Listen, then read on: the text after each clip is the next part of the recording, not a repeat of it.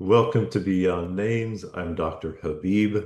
This is a space for spiritual seekers and soulful misfits, for the curious and the committed, for those grounded in a tradition, and for those who aren't sure what they believe. Whether you call the divine God, Allah, Yahweh, Elohim, Brahman, Great Spirit, higher power, or you're still searching for language that fits, you are welcome here. Together, we'll explore the intersection of spirituality and daily life, the wisdom of many traditions, and the ways we return to our true selves, to our source, to the light that each of us carry within. I'm so glad you're here. Let's begin with introduction of our conversation partner for this episode, Nina Lau-Branson. Nina is the first US-born child of Chinese immigrants who fled a country that was in chaos. Her approach to spiritual direction is rooted in each person's core being a reflection of the image of God and God's deep love, deep, active love for each person, and is informed by her training with the Center for Engaged Compassion in compassion-based spiritual direction, internal family systems, and dynamic emotional intelligence, a non-clinical approach to emotional awareness, healthy empathy, excuse me, empathy, and social emotion. The people she serves are primarily leaders and people who have been devoiced or muted. Nina, welcome. Thank you for being here. I'm so glad that you've made the time to share your passion around emotions and how important they are to our daily life and to our spiritual life in our present world, in the world today. So thank you for being here. Would you please start us off by telling us a little bit of your spiritual story as a way of introducing yourself? Yes, well, first, thank you so much for inviting me. I'm so glad to be here. Yeah, my spiritual story is I grew up in a Christian church, made a profession of faith as a child, like around 10. It was Hmm. kind of a mysterious experience, just a day where I just felt like I was being nudged. I didn't have that language at the time. Uh, Yeah. but yeah, definitely felt being nudged by God, and and then later made some more, conscious commitments to be a follower of Christ. Hmm. When I got to kind of midlife, and I was a businesswoman. I was very much on that path, and I was at a church gathering one day, and we were looking at uh, a scripture story, a gospel story Hmm. of Jesus, where a woman who is definitely not welcome to this gathering by these religious leaders shows up, Hmm. and she is just so present, and she starts to um, cry and to um, wash Jesus's feet with her tears, wipe them with her hair, Hmm. and I remember that day where I just had this wondering, like, how she could show up in a place like this and be so emotionally present, Hmm. because she knew she wasn't supposed to be there. She knew she was being judged as as a bad woman, and Hmm. it's enough in the text that says she was not just making this up. It truly was what was happening. And I just remember this upwelling of desire of, like, I want to know what she knows. I want to know Jesus the way she knows Jesus, so that Hmm. there is this absolute freedom, even in the midst of all these shaming, pointing fingers that are people in authority, people who are good people.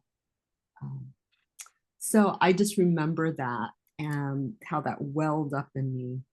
And that led to a first time experience for me of receiving what now I call prayer pictures.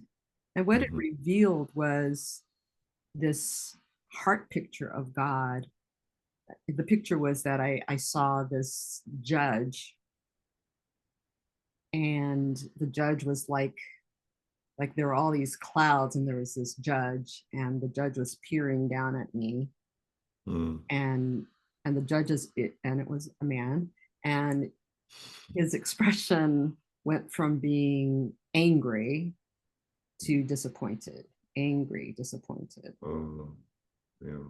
And I just knew immediately that was my heart picture of God.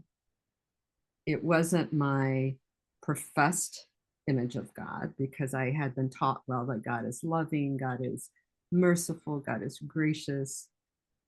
But there was this chasm between the two. Yeah. And as I sat with that, I became aware that, you can obey someone that is angry or disappointed in you because they just have that position. You can do your duty. I could do my duty, but I certainly could not trust. Yeah. And that just led to my just putting my head down and weeping. That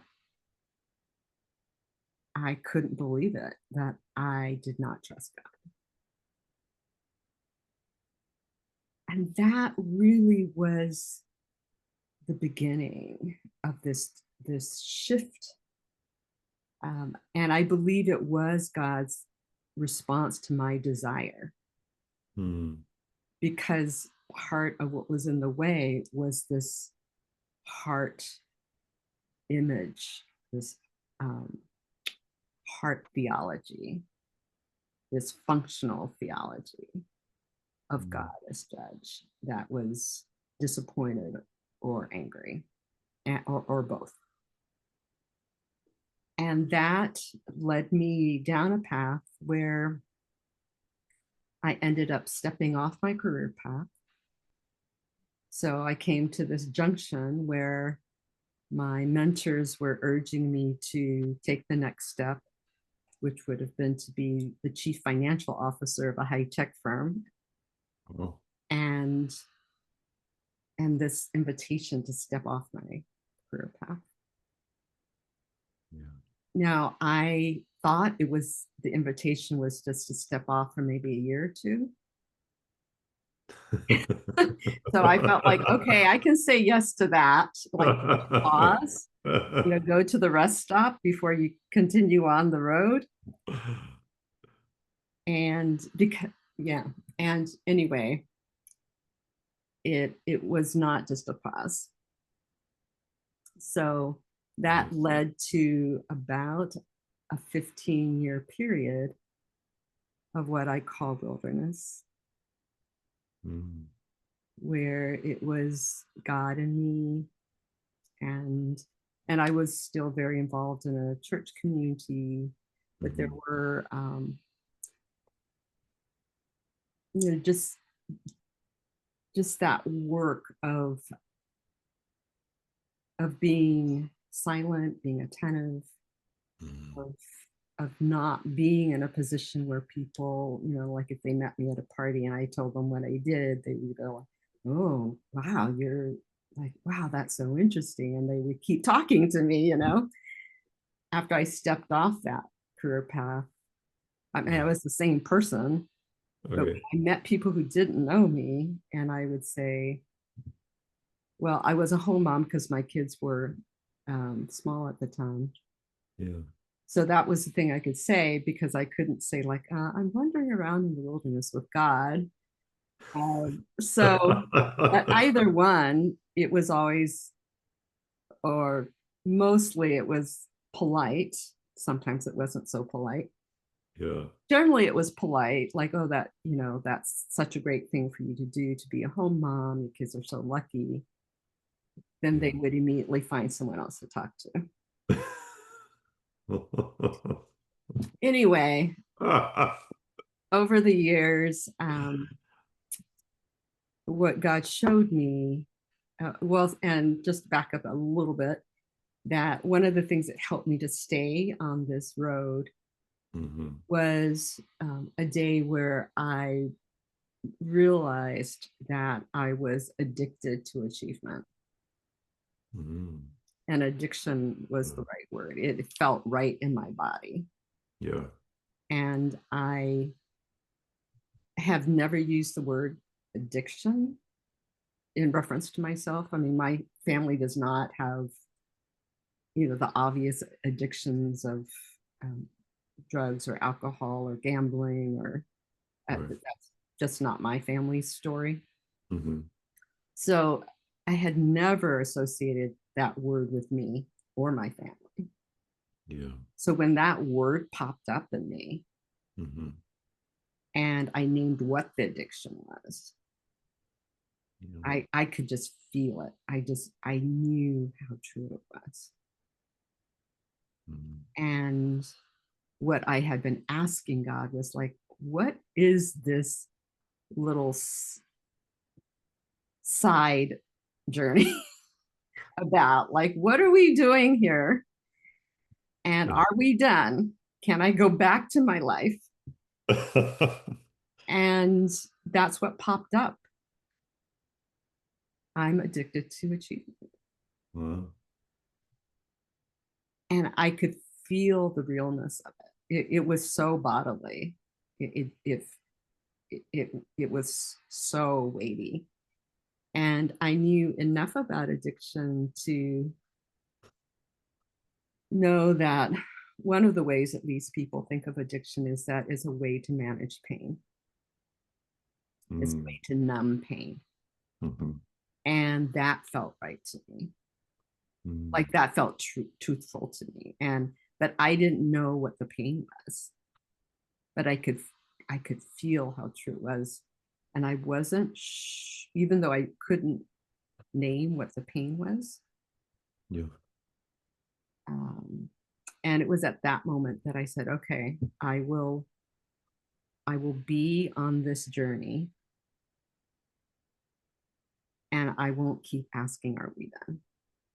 When can I go back to my life? Wow. I will simply release myself into this path. And if I go back to my prior life, then fine. If I don't, then fine. So anyway, wilderness for about 15 years, learning how to simply move without an itinerary or a map,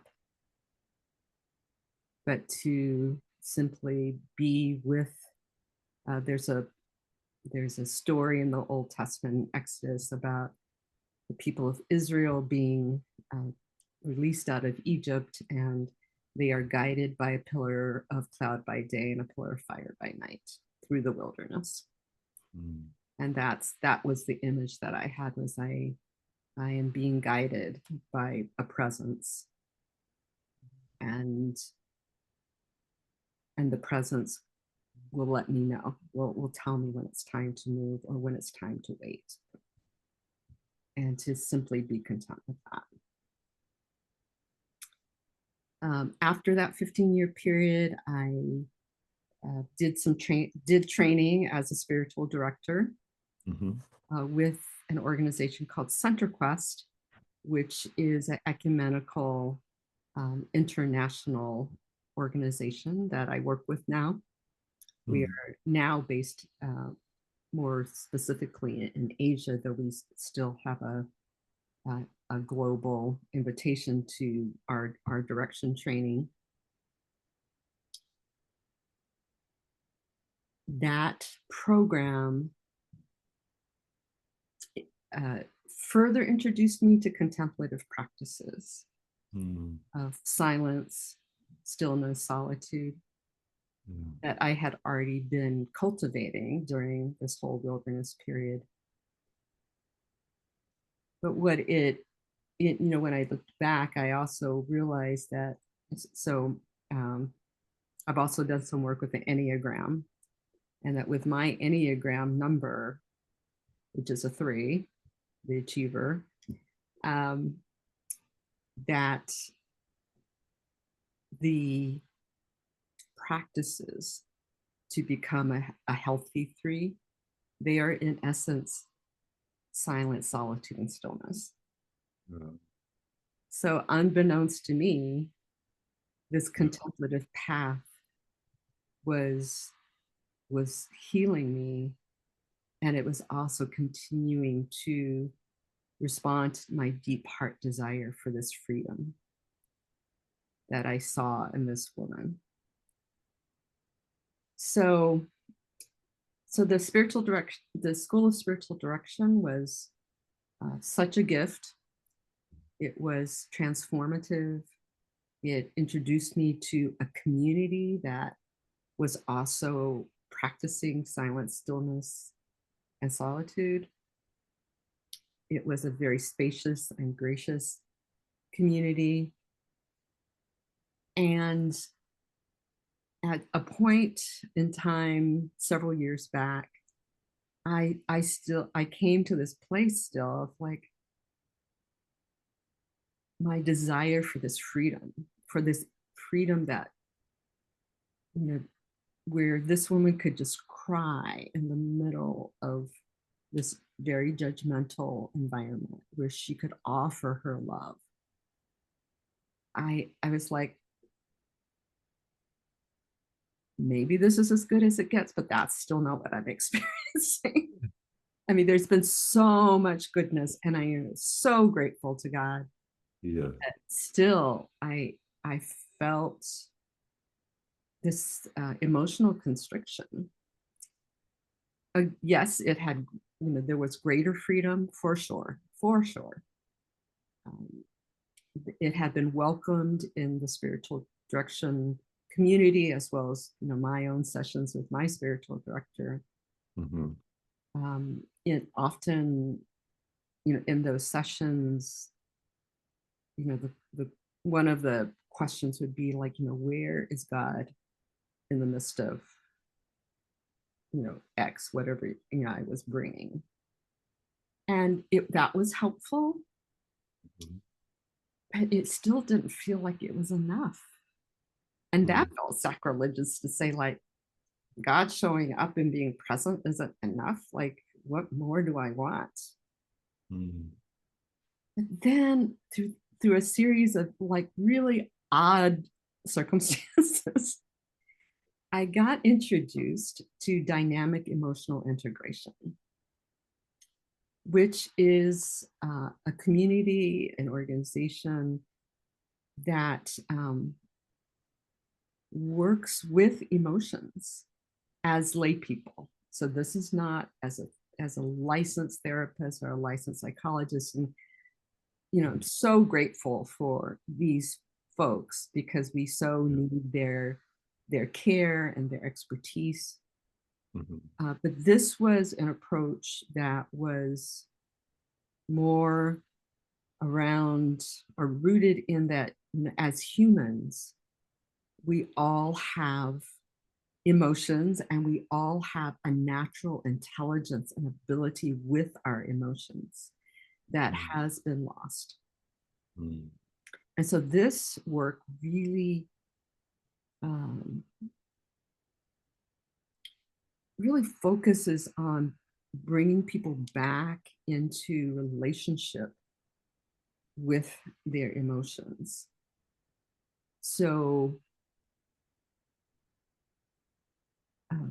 anyway, I wasn't so sure about this being really the path. Yeah. but it became so clear. Uh-huh. And there was a way that I experienced God with this community that are not specifically spiritual, um, in such a deep way. Mm. I really experienced God there. Mm. And I would say that a lot of it was how embracing they were of my whole humanity.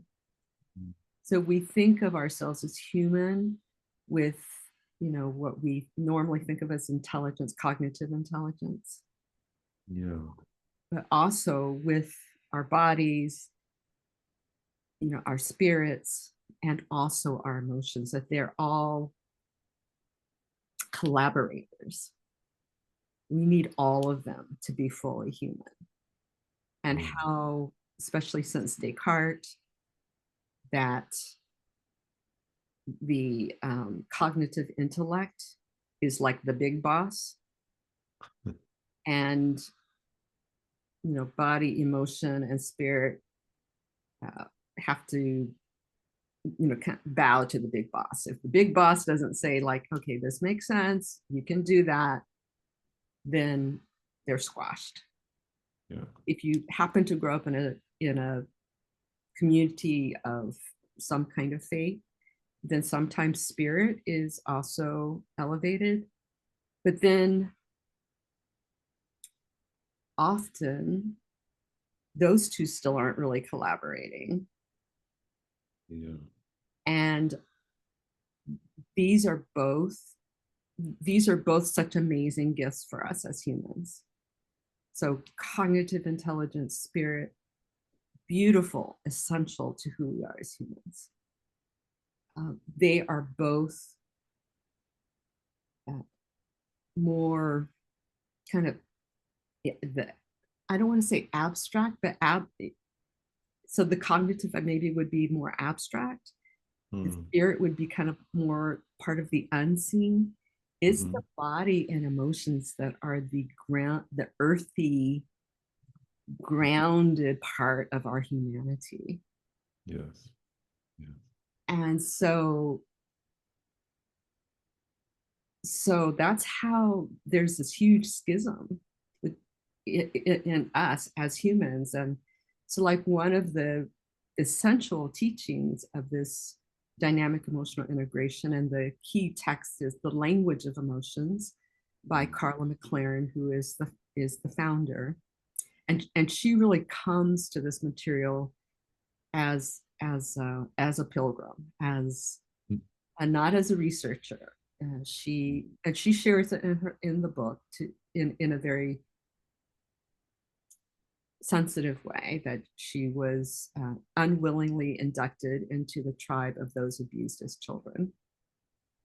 And so this book is, and what she has learned about emotions has really come out of her own story, out of her own journey. And she is very welcoming of collaborators and companions. So she is very, yeah, collaborative, which Mm-hmm. I think creates a greater healthiness. Mm. So anyway, the first the treasure or foundation is that there are no good emotions and there are no bad emotions. Yeah. So rage, hatred, panic, depression, suicidal urge, they're not bad. They all have gifts and they all have a purpose, and they only show up when they're needed. So, what has contributed to our calling many emotions negative emotions is that we have so lost our ability to to welcome them and to work with them Mm. individually, but also as communities. Mhm. So it's very normal in many communities. And I think in religious/spiritual communities, more so, like if someone is angry, to like, you just need to calm down, or you just need to forgive that person. You know, you know, you're the recipient of so much forgiveness, so you need to forgive. And there's no place for anger. Mm.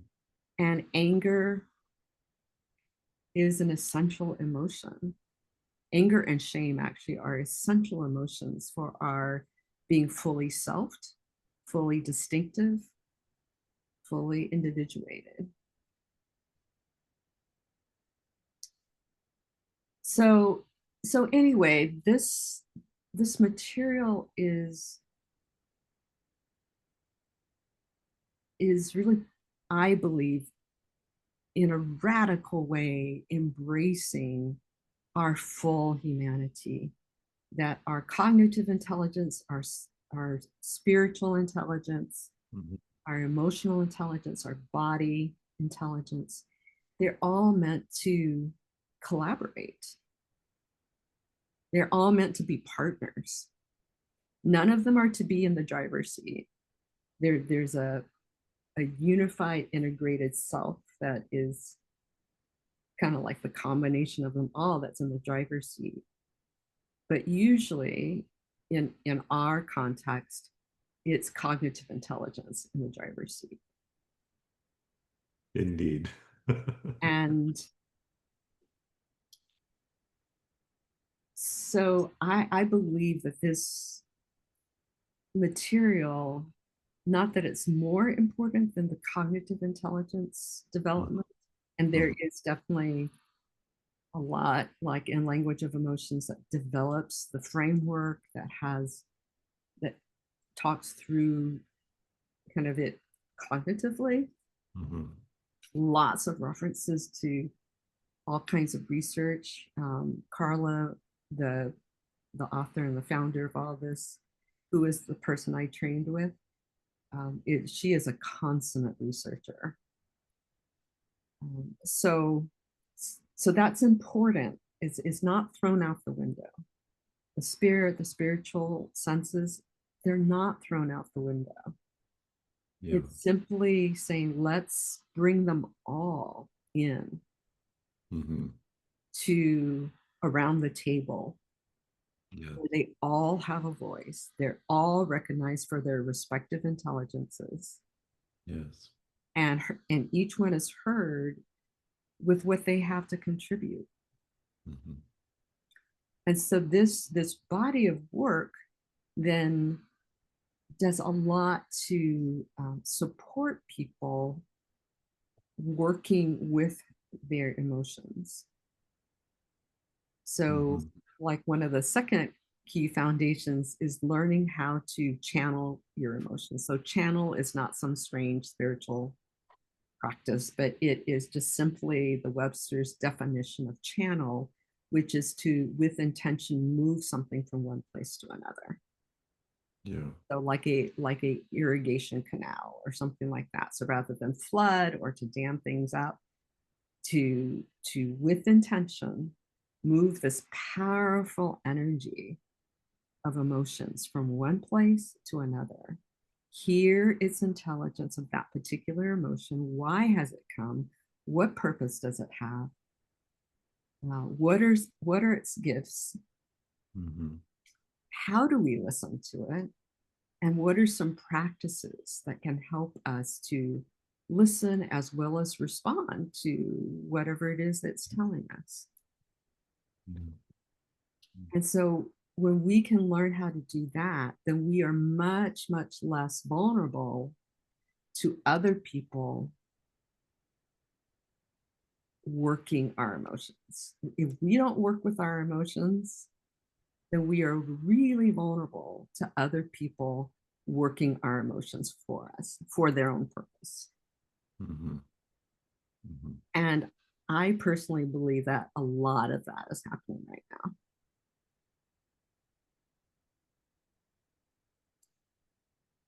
And it's dehumanizing not just certain groups of people.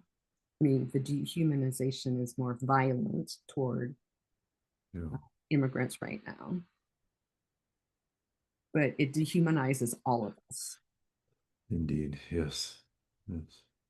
So anyway, that's what I am so passionate about this. Not Yes, again, yes. not because emotions are more important than any other aspect of us, but because it's one of the ones that have really been pushed down, that we've lost touch with, that we,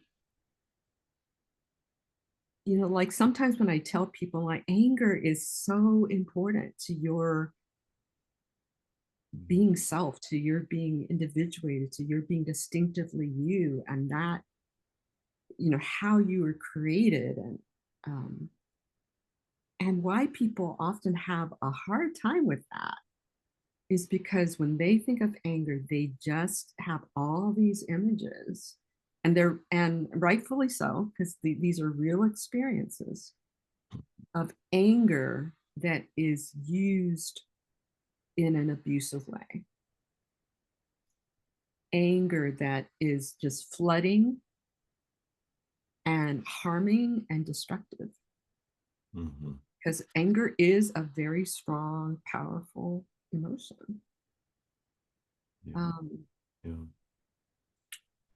Mhm. and so, with so much intense emotion flying around these days, when we don't even know how to work with that emotion at a mild level, I mean, and it's not even permitted. Like our only choices are we either push it down because it's not okay, it's Right. shameful, it Mm. means that there's something wrong with us, Mhm. that we're not as spiritual and we're in a community that values spiritualness, Yeah. or on and on and on, Yeah. or we get to this point where we explode, or there are only certain people that can get angry. you know this one or two people, they can get angry, but everybody else has to just hold it together. Right. Yeah. So all of that just again separates us from this powerful part of our humanity, Mm. makes us vulnerable to being used, Mhm. our emotions being used, our votes being used, our feet and hands being used by someone else. Right. Yeah. Well, thank you for sharing your spiritual story and how you got to the place where you are now, where this work with emotional integration is such a pivotal point and a pivotal way of how you engage your relationship with yourself, but also how you engage just being in the world. Um, a couple of things that I want to go back to, just Mhm. I like to point out commonalities, and I've heard from listeners that one of their favorite parts of the podcast is getting to hear all of the different spiritual stories. And it's amazing how often the spiritual stories include these moments that are pivotal in the awakening process. When you and you talked about the importance of this story of the woman who washed the feet of Jesus, and that yearning that emerged in you for the freedom to really be who she was with certainty about who he was. Mhm. And yeah, so I just I love that we have that our various stories have these Mhm. moments where there's this something that bubbles up in us, and we can call it spiritual awakening, or we can use different language, but that it is common. It's a theme. It comes up again and again in our stories. It also Mhm. comes up so often that there's this that we grapple with, many of us, maybe not all of us, but many of us grapple with the image of God that we have emerged from whatever experience we had. But Yeah. you know, Yeah. Yeah. whether it's our childhood or whether it's our experience of the church or our experience of the synagogue or our experience of the mosque, like somehow we end up in many of us end up wrestling with the image of God that we have developed in some way. And then this invitation to reconceive that image of God and let go of what I would call misconceptions, misconceptions about God, and open to a an image of God that is actually of a divine, of the divine, uh, desiring to be in relationship with us, Yes. in Yes. loving relationship with Yeah. us. Yes. Yeah. Yes. Yes. So I just wanted to point out those commonalities because that's just kind of, I am enlivened by the commonalities in our various traditions and our various stories. It's not the differences that I find interesting. It's when we go, oh yes, I can relate to that. I can relate to that. Um, and then you're talking about the wilderness, you know, that there's this um, period that for you was very much an important part of your journey, it sounds like. And and I can't help but wonder, like I grew up in a very not I always wonder about the language that I use to when I describe the church that I that I grew up with. Like, am I being polite? Am I being impolite? I don't, but it was a particular kind of Christianity that felt very narrow. Mhm. Um, yeah, I think it's okay to language it in that way, and it didn't seem as if there was an acknowledgement of the inner as well as the outer, that there were these outer trappings of what's associated or what's required with the outer religion, but that the inner life was neglected.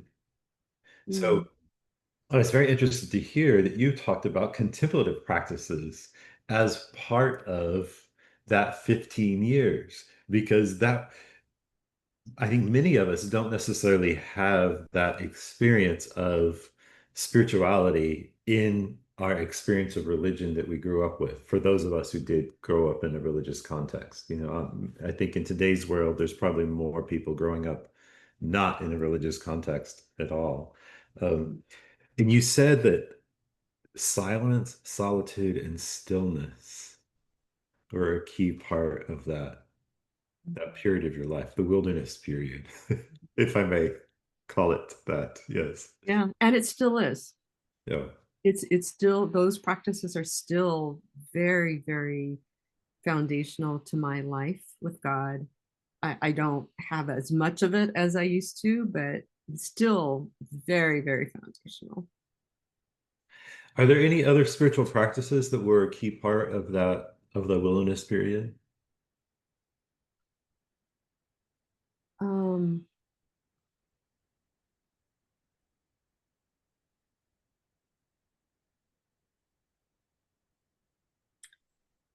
so for me, the listening Hmm. was part of the silence. Yeah. So it was being with, but there was also kind of active listening. And there were some practices that had structure that did assist me in that. So Lexio Divina Yeah. Yeah. or Visio Divina, different kinds of Divina Mm-hmm. were definitely assisted me in that. Ignatian, imaginative prayer. Beautiful. Yeah. Yeah. I did a lot of centering prayer at that time. So Father Thomas Keating, Yeah. that was part of, stillness. Hmm. Yes. So there, so each of those did have certain practices that had certain forms Right. that Yeah. supported it. Yeah. Uh, Part of in my dissertation research, I did I looked at the practice of Lectio Divina and the practice of Quranic recitation and pointing out similarities between the practices and the spiritual capacities that are engaged in those practices. Um, so, okay, other questions that I want to ask from what you've shared.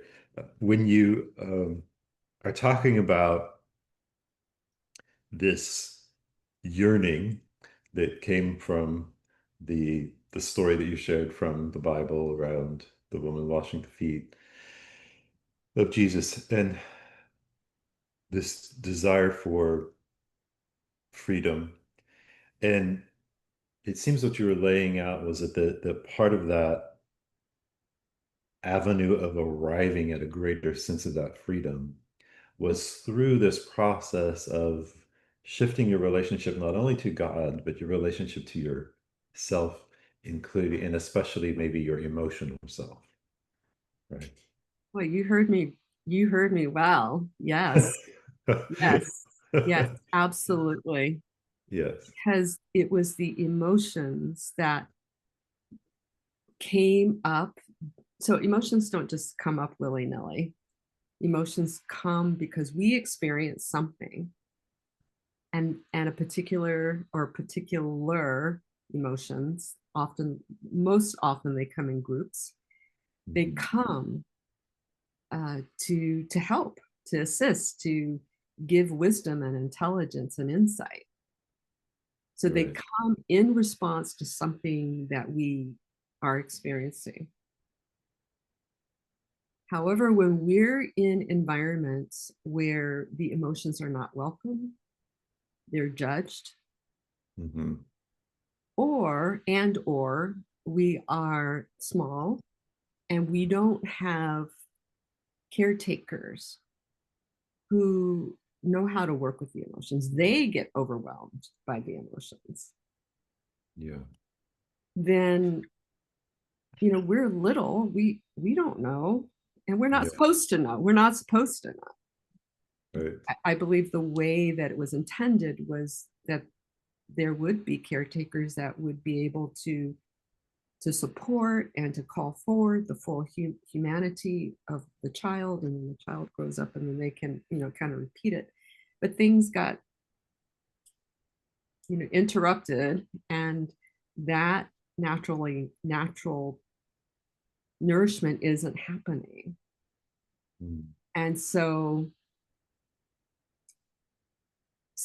what happens then is then the whole experience with all the emotions Mhm. gets kind of stuck, or it gets kind of bubbled off, Mhm. thrown into a closet, because as children are really quite brilliant. They're very, very brilliant in knowing how to perceive what's possible Mm. and what they need to do to survive. Mhm. They're absolutely brilliant. Yes. And so they may be in a situation like I was. So my parents, came out of a lot of suffering and chaos. They also come out of a culture. So I'm Chinese, Chinese American, Mhm. and so a lot of capacity with working with emotions is not common. Mhm. You add on top of that war and et cetera, so much that happened. Yes. Then they were overwhelmed emotionally. They still provided for our family. So I will forever be grateful and admire their courage, Yes. for how there has never been a day in my life that I was afraid that I wouldn't have a roof over my head. Mm. or food on the table. And that's big because Yeah. they face that. There were days where, well, or there were periods where they might have starved to death. Yeah. So I have nothing but deep respect for my parents and their courage and their endurance. And they didn't have this to give me, this emotional knowing how to work with what I was experiencing. Hmm. So I name it just was what it was, and it wasn't out of any um, desire to not give me what I needed. It just was. And so now as an adult, I've had to work with these things that got thrown into a closet, bubbled off, pushed down, however you want to think about it, Yeah. because they're still there. And Yeah. they are these powerful movements that are still trying to get our attention, Yeah. that are like if there are a number of, or even one experience that's significant where we were in danger Hmm. and we didn't get the help we needed. So this would be like Carla's story, where she, unwillingly was inducted into the tribe of those molested as a child. Then what happens is that the one of the emotions is panic, and panic's work is to spot danger and help you respond. So panic is a beautiful, needed emotion because it saves your life. And if your Right. life isn't saved, nothing else matters. So Right. panic is there. Panic is there for you. Panic is so invested Yeah. in protecting your life. Yeah. Yeah. Um, if you don't aren't able to resolve it, and part of resolving it is really feeling it, not being overwhelmed by it, but feeling it, being able to channel it, to work with it, Mhm. receive its intelligence, um, and then to respond in an integrated way, then it's going to keep running. And then what that will do then is that for some people, if they that experience of overwhelm and danger Mhm. is so prevalent for them that whenever they're in a situation where there's even a little bit of danger, these other experiences pop up and try to, also um, inform. Mhm. Those would be situations where we would say, that person seemed like they overreacted. Well, it is not that they overreacted, it's that they're reacting, but they're all these like invisible Mhm. things they are reacting to. Mhm. It's actually appropriate. It's just that it's not all present and it's not all visible and conscious, even maybe to the person. So that's what just keeps happening until we can welcome that part of our humanity, those emotions, but also that part of our lived experience. Because that, how I've come to think of of situations like that is that the emotions continue to stay alive like stalwart witnesses. Mhm. Like they keep pointing to like, you know, for this person, this happened and it must be witnessed because it's so important. It's a sacred part of this person's life. And even though all kinds of people would just say, push it down or like, just get up and get on with your life. What are you whining about? Mhm. Yeah. You know, so I find many points of connection with the topic. Uh, I came through my childhood with um, you know, I had coping mechanisms. You know, as you said, children are remarkably resourceful in ascertaining what they need to do to survive. And part of the I really integrated the freeze response Mhm.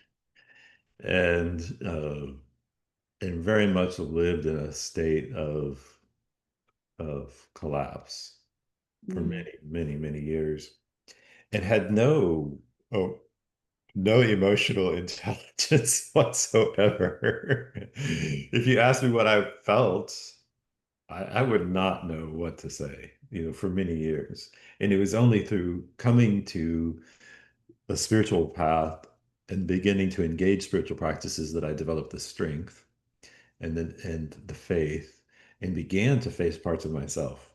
And in the beginning of that journey, I carried around a list of feelings Mhm. because I had to learn. I had to begin to learn, oh, I'm feeling disappointed. I'm feeling irritated. I'm feeling sad. I feel like I was so disconnected from my own experience and my own, um,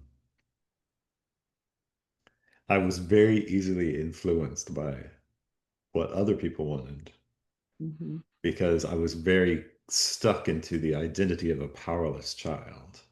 Mhm. Um, and so the power that you're talking about around claiming your experiences, first acknowledging it, like having that awareness of what your emotional experience is, listening to it, and responding to it with compassionate presence, and bringing together but I know, speaking for myself, I would not have done that had I not had found the spiritual path that renewed my faith and brought me into relationship with God and brought me strength and a sense of peace and faith and so all of it just to say I'm wondering in your own journey of learning to claim your emotions and learning to not let them exist as if their own thing, but as if that they are an integrated part of this being that is mind and body and soul. And part of that being is being in relationship with the divine. It's part of Mhm. that. An important part of that relationship is with essence.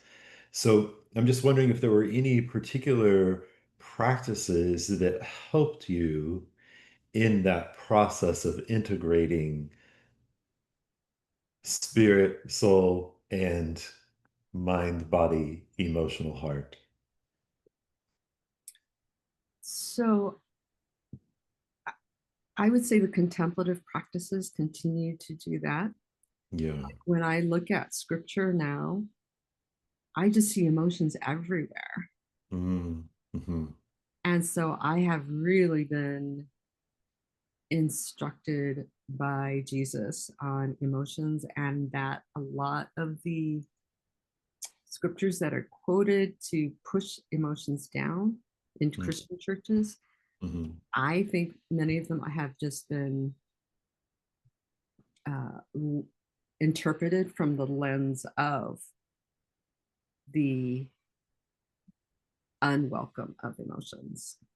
It's Mm-hmm. not actually what's happening. Mm-hmm. There are also different practices that are introduced in language of emotions that I use regularly. One of them is called contract burning, and there are many others. Mm-hmm. I also really try to keep staying with engaged with people in different ways around this material. So like Mm-hmm. I signed up to be certified as a trainer of this material, not because I wanted to be, but because I knew I needed other people on the same journey. I just Yes. knew I couldn't do it by myself. Yes. And I tried, it didn't work. as well. I needed other people. And so I do that via, uh, leading webinars or some teaching courses. Mm-hmm. And you and I are both part of um, Center for Engaged Compassion's training with Compassion-Based Spiritual Direction, IFS, and Right. the director, Frank Rogers, and I have talked about this material, and we're going to schedule a course in 2026. So I just have to keep engaged with the material with other people in different kinds of settings, because yeah, just can't do it by myself. A couple things that come up in response is I- I'm sure you're, maybe I should ask, are you familiar with the Rumi poem called The Guest House? Mm-hmm. Yeah. Yeah. So hearing you talk about emotions very much, it reminds me of the Rumi Yeah. poem where he's talking about that every emotion you roll out the carpet because it's opening the door for something that is meaningful and useful to Yeah. you. So I couldn't help but think of that. And then I also was thinking about the your the way you talk about emotions reminds me of how Father Adam Bucko um, talks about contemplative prayer. Mm-hmm. And I'm of course going to use my own paraphrasing, so if I know I'm not going to be perfect in quoting him or anything, but like the gist of what I got from hearing him talk about contemplative prayer is that you just take all of who you are, all of your experience, all of your emotions, all of it, and you engage in conversation with the divine. It's like you show up with all of who you are, and and then it's like opening to hear God's response for you. Yeah. And I think of it as opening when I've been really struggling.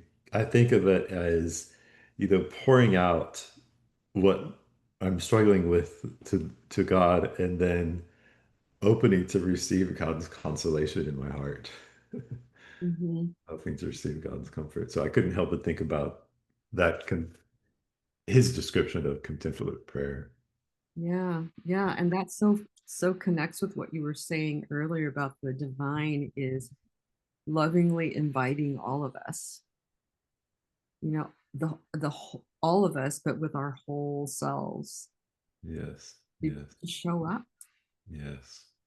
I have a teacher who says that she basically summarizes the spiritual journey as bringing the light of the soul to the and the ego together. Mm, That means that the mind, like true intellect, is not mind functioning alone. It's bringing the energetic heart, the spiritual heart, together with the mind.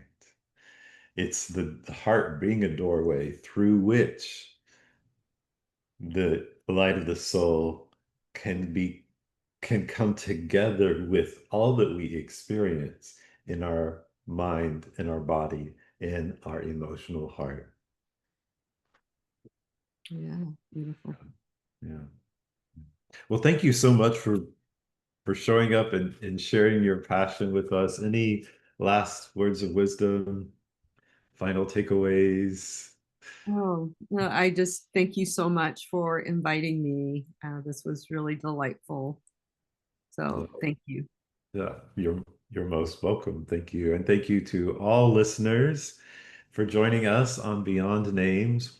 Before we go, if you would please pause briefly, just take a moment to reflect on what stays with you from this conversation with Nina.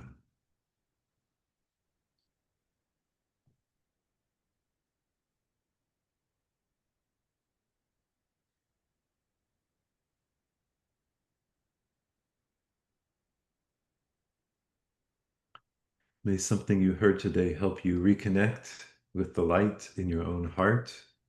May you grow in compassion, clarity, and courage. And warm embrace of all of your emotional experience.